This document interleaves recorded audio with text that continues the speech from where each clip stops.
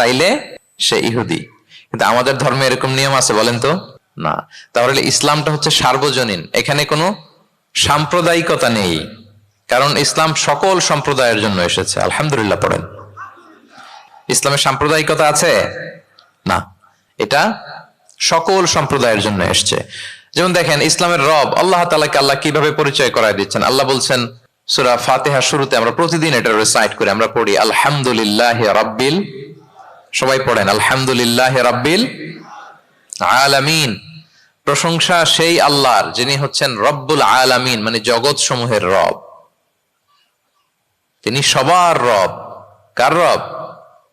সবার রব। তিনি কিন্তু বলেন না আলহামদুলিল্লাহ রব্বিল মুসাল্লিন, তিনি শুধু মুসল্লিদের রব বলছে। রব্বিল মুসলিমিন, শুধু মুসলিমিনদের রব বলছে। হ্যাঁ, রব্বুল হাজিন, শুধু হাজি সাহেবদের রব বলছে না। তিনি কি বলছেন? রব্বিল আলামিন। তাহলে তিনি গোটা জগতের রব, সবার রব তিনি। ইসলামের দরজা যে সবার জন্য খোলা, দ্য ইউনিভার্সালিটি অফ ইসলাম, যে আপনাদেরকে বুঝাচ্ছি আল উমুম, খেয়াল করে দেখেন যে আল্লাহ যখন নিজের পরিচয় দিচ্ছেন তিনি বলছেন আমি সবার রব। তিনি কার রব? তিনি সবার রব। আলহামদুলিল্লাহ রাব্বিল আলামিন। এবং রাসূলুল্লাহ সাল্লাল্লাহু আলাইহি ওয়া আলিহি ওয়াসাল্লামের পরিচয় যখন আল্লাহ তাআলা করায় দিচ্ছেন, তখন আল্লাহ বলছেন